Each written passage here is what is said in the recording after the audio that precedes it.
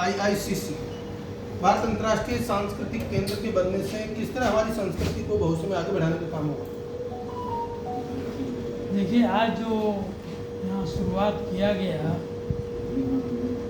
भारतीय अंतर्राष्ट्रीय सांस्कृतिक केंद्र की स्थापना, जिसमें इस बात का ध्यान में रखा गया कि हमारी प्राचीन पद्धति, प्राचीन तौर तरीका, प्राचीन कला कौशल, इन सबों में हम कितने आगे आज ये आयोजन किया गया।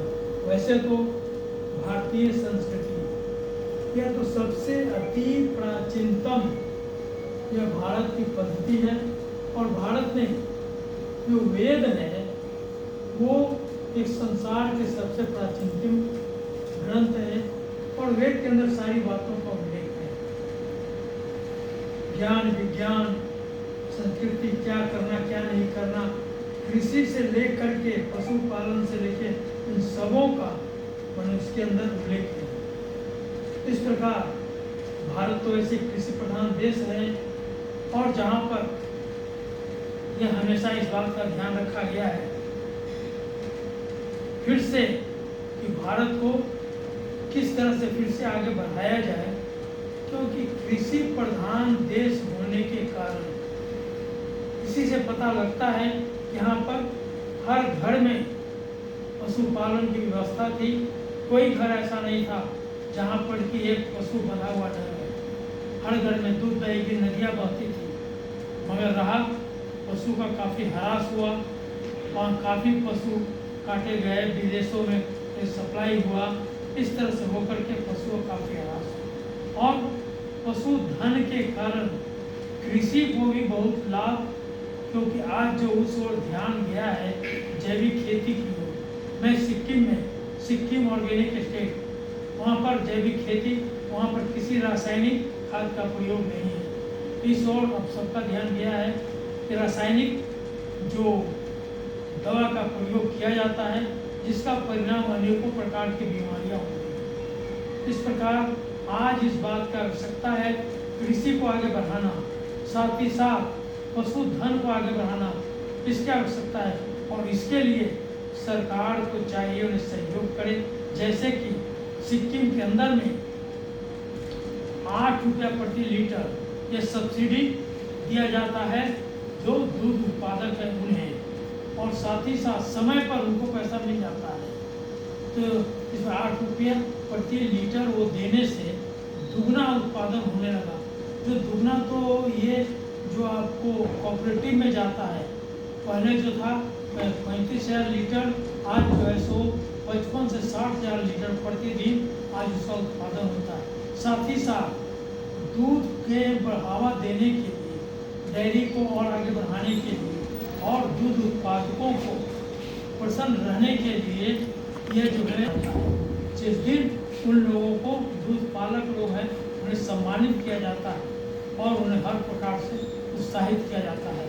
इस प्रकार आज जो इस बात की आवश्यकता है कि भारत कृषि को, भारत या पशु, इन सबों को आगे बढ़ाए। साथ ही साथ हमारी जो प्राचीन पद्धति है, अभी जब आयुर्वेद के बारे में, आयुर्वेद में तो इतना आगे था भारत कि हर चीज़ सीखने के लिए आते थे, और आयुर्वेद के क्षेत्र में भारत संसार में सबसे आगे रहा है, और फिर उस आगे बढ़ रहा है।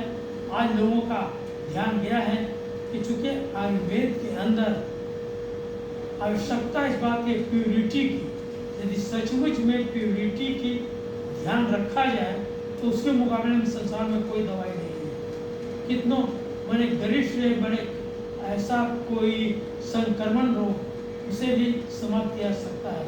इन सब चीज़ों पर ध्यान दिया है, और आज जो उसमें मुख्य रूप से अमित जैन जी, इनके सहयोगी लोग, इन लोगों ने मिल करके एक जो हरियाणा सरकार से जमीन उपलब्ध कराए, और उसमें एक विशाल एक भवन बनाएंगे जिसमें अंतर्राष्ट्रीय सांस्कृतिक केंद्र, और साथ ही साथ पूरे भारत में हमारी क्या क्या व्यवस्था, क्योंकि पूरे भारत में हर जगहों पर अलग अलग केंद्र पर अलग अलग तौर तरीका, अलग अलग उनकी पद्धति है। अब वहाँ पर जो नॉर्थ ईस्ट अब वहाँ पर वो है, वहाँ लोग प्रकृति की पूजा करते हैं, भिन्न भिन्न अपने प्राचीन उन लोगों को याद करते हैं। इस प्रकार वहाँ की पद्धति अलग है, इसी प्रकार हर जगहों की।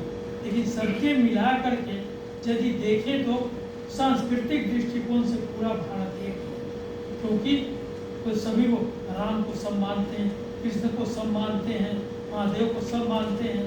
तो यह किसी भी प्रदेश में रहने वाले ये तो सबकी जो पूजा पद्धति या देवी देवताओं के सबों के लिए एक सा है, मगर कई कारणों से और अलग अलग व्यवस्था है। इस प्रकार ये ध्यान रखा जा रहा है इसको। और वर्तमान सरकार नई शिक्षा नीति में कई बातों का, खास करके इन बातों का ध्यान रखा है कि कॉलेज से निकलने वाले नौजवान आज डिग्री लेकर के नौकरी के पीछे न जाए, बल्कि नई खोज आज करने की आवश्यकता है। क्योंकि आज इसके अवसर हर चीज़ में आज जितनी नई खोज कीजिए, आज देख रहे हैं उपज में, आज उपज बढ़ रहा है, नई खोज आ रहा है, नई तकनीकी। मैं वहाँ पर भी अधिकारियों से कहते थे अब किसानों के बीच में बैठिए, किसानों को नई पद्धति से उन्हें अवगत कराइए कि नई और क्या नई कोई राष्ट्रीय ढंग से कौन बीज का उपयोग किया जाए, कौन मौसम में कौन सा फसल उपजाया जाए। जैसे केसर की खेती, कभी कोई कल्पना भी नहीं किया था कि केसर इस मेघालय या सिक्किम में हो सकता है, लेकिन आज जो है सो जो अभी हुआ उपज थोड़ा ही में है, मगर उसका वहाँ पर अनुसंधान केंद्र में कैसे कश्मीर के अंदर तो टेस्ट किया गया, तो उन्होंने माना कि यह जो है इसकी गुणवत्ता सिक्किम से ज़्यादा अच्छा है। तो यह किया, वहाँ दो बैठ के अब ये करने की आवश्यकता है।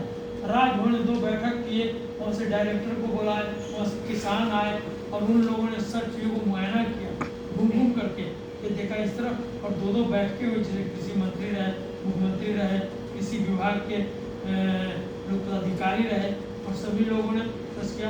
और इस बार 150 एकड़ में करने की योजना बनाए, वहाँ जाए कृषि मंत्री से मिल करके सारी प्रोजेक्ट उनको दे करके आए। हम तो इधर आ गए, हमारे भी जो जानकारी मिली है, कभी हम राज्यपाल महोदय हैं, वो भी बहुत अच्छा ढंग से उस काम में लगे हुए हैं, इस काम को बढ़ा रहे हैं।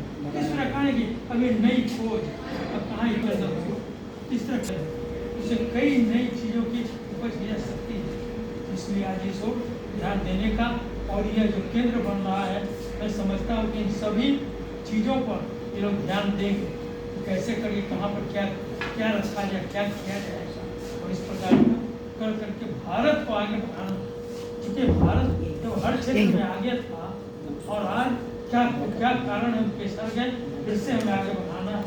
आज भारत के प्रधानमंत्री हैं, उनके अंदर एक विशेषता है, उनके अंदर एक सोच है, कार्य करने की क्षमता है, कार्य करने की लगन है, और भारत को आगे बढ़ाने की एक उनके अंदर एक तरफ है, जिस पर आगे बढ़ा। आज विज्ञान के क्षेत्र में आगे हम बढ़ रहे हैं। आज चंद्रयान में, अब वहाँ पर आज हमारा चंद्रयान में हमारा वहाँ उतरने वाला अंतरिक्ष यात्री यात्री नहीं, उन्हें अंतरिक्ष ज्ञान जो है वहाँ पहुँच रहा है। इस प्रकार कई चीज आगे हम बढ़ रहे हैं। सर अगर बात करें भारत की संस्कृति या लोक मान्यता, ये हमारी संस्कृति विरासत से जुड़ी हुई चीज़ें हैं, और आज जिस तरह हम देख रहे हैं दूसरी दुनिया के देश यहाँ हमारे गाँव में आते हैं, एग्रो टूरिज्म की तरफ उनका बहुत ज़्यादा ध्यान है कि गाँव में किस तरह लोग रहते हैं, किस तरह खाते हैं, किस तरह संस्कृति अपनाते हैं। तो इस तरह की जो पर्यटन से जुड़ी संस्कृति विरासत है, इस केंद्र के बनने से गाँव में एक तरह से फैलेगी, तो रोजगार, कारोबार और व्यापार की संभावनाएं बढ़ेगी और लोग हमारे देश को जानेंगे। इस पर कितना आपका दृष्टिकोण है? देखिए, महात्मा गांधी तो कहा करते थे कि भारत की आत्मा गांव में बसती है। तो ये तो है ही कि गांव का विकास होगा, भारत का विकास होगा। इसलिए इस ओर ध्यान देना चाहिए। हमें ख्याल है कि पत्र महात्मा गांधी ने आज़ादी के बाद या आज़ादी पूर्व पंडित नेहरू को लिखे थे, जब देश आज़ाद होगा सबसे पहले आपको कृषि पर ध्यान रखना होगा, गांव के विकास के लिए ध्यान रखना होगा, और कैसे गांव विकास हो इसके लिए कार्य करना होगा। तो पंडित नेहरू पत्र को पढ़े और पढ़ करके उसको डेस्क में डाल दिए। जब महात्मा गांधी मिले, पूछे कि हमारे पत्र को पढ़े थे, तो पंडित नेहरू ने कहा कि आप तो देश को फिर से वही बैलगाड़ी के राज में ले जाना चाहते हैं, उसी पुराने ढाले पर भारत को ले जाना चाहते हैं, उसकी कोई उपयोगिता नहीं। तो इस चीज़ को महात्मा गांधी ने उस समय समझा था। कि यदि गांव का विकास होगा, भारत का विकास होगा, और इस पर कुटीर उद्योग, कॉटेज उद्योग, इस प्रकार के छोटे छोटे उद्योग, इनको बढ़ावा देने की आवश्यकता है। गांव गांव में उद्योग को हम खड़ा कर सकते हैं। अभी देखा कई चीज सिक्किम में, वहाँ पर जो गाँव को विकास और कई ऐसा कार्य किया है जिसके कारण गांव में आज मैंने कई कार्य हो रहा है। एक तो हमने अमृत महोत्सव पार्क वहाँ बनवा दिया, एक चिल्ड्रन पार्क बनवा दिया, और वहाँ पर चिल्ड्रन पार्क से उन लोग 1 लाख रुपया महीना का आमदनी हो रहा है, जो 20 टिकट है। साथ ही 7 को स्टॉल बना दिया जहाँ पर अपने जो उपज का या और ऑर्गेनिक पद्धति या और भी चीज़ें इस तरह कर करके 7 स्टॉल पर लोग चला रहे हैं, उनकी आमदनी हो रही है। इस तरह करने की आवश्यकता है, कारण कि हर चीज़ आज देश में जितना इसे विकास किया जाए, जितना विकसित की जाए, आज उतना ही हर चीज़ के अंदर क्षमता है। इस बात की आवश्यकता है, आज इस बात की आवश्यकता है पशुधन को जितना आगे बढ़ाया जाए, जितना पशुपालन को, जो पशुपालक लोग हैं उन्हें हर प्रकार सहयोग दी जाए। जिस प्रकार के सिक्किम के अंदर में सहयोग दिया, उसका अंजाम हुआ क्या, जो है पहले दूध मंगाया जाता था दूसरे प्रदेश से, आज हम दूसरे प्रदेश सप्लाई सिक्किम से कर रहे हैं। तो ये तो ऐसी आवश्यकता है कि सरकार इसको ध्यान दे, पशुपालन को कैसे उसका बढ़ावा दिया जाए, कृषि को कैसे वो बढ़ावा दिया जाए, जैविक खेती कैसे उसको बढ़ावा दिया जाए। यदि पशुपालन, तो उसका जो पशुपालन का गोबर और मूत्र दोनों लाभदायक है। तो महर्षि दयानंद सरस्वती ने गौकर्णा निधि में स्पष्ट लिखे कि जो गाय बीमार भी है, कुछ नहीं करती है, बूढ़ी हो गई, उसके जो है मूत्र और गोबर वह भी उतना जितना वो खाती है उससे ज़्यादा उससे उत्पादन हो सकता है। ये क्षमता है करने का, लेकिन उसका आज चल रहा नहीं पत्ते। आज कई लोग कई नई पत्ती निकाल रहे हैं। गौमूत्र तो एक अनुपालन है अपने आप में, कई दवाइयों में और कई साथ में उसका उपयोग किया जाता है। तो हर चीज़ का एक महत्व है, उसको जानने की आवश्यकता और उसको करने की आवश्यकता है। सर कई बात देश और दुनिया को हम दिखाएंगे तो कहीं कहीं एक भारत श्रेष्ठ भारत की संकल्पना नजर आएगी, किस तरह आपको लगता है? आज जो है हर जगहों पर उनकी अपनी तौर तरीका है, और आज वो पश्चिमी सभ्यता को अपना रहे हैं, जबकि आज उस गांव में, आदिवासी क्षेत्रों में कई ऐसी पद्धति है जिसको अपना करके लोग, और कई दवा तो लोग खुद माने जड़ी बूटी वगैरह इससे लोग वो कर लेते थे। तो आज इस बात को, इस केंद्र के द्वारा इस बात पर भी ध्यान रखा जाएगा कि हर जनजाति का जो अपना तौर तरीका जो अपना रहा है उसे मरने नहीं दिया जाए। उसे जो उनकी लोक कला, लोक पद्धति, ये जो उनका रहा है वो बिल्कुल बरकरार रहे, और उस पर लेखन होनी चाहिए। साथ ही साथ अभी मनाए थे हम लोगों ने, एक हौसला बढ़ेगा, इस हमारे देश में ऐसे ऐसे लोग रहे। आज क्या है, पढ़ाया जाता है अकबर के बारे में कई एक पन्ना आ जाता है, महाराणा प्रताप के बारे में 4 लाइन लिखा जाता है। अकबर महान, महाराणा प्रताप क्या थे, इतनी बड़ी कुर्बानी दी। तो आज चाहिए कि अधिक से अधिक उनकी व्याख्या उनको ही किया जाए। पहले तो कई लोगों ने आज़ादी के बाद उसको ध्यान दिया नहीं, और कई लोगों ने ऐसे गलत चीज़ों को लोग कर दिया। इन क्रांतिकारियों को लोग मैंने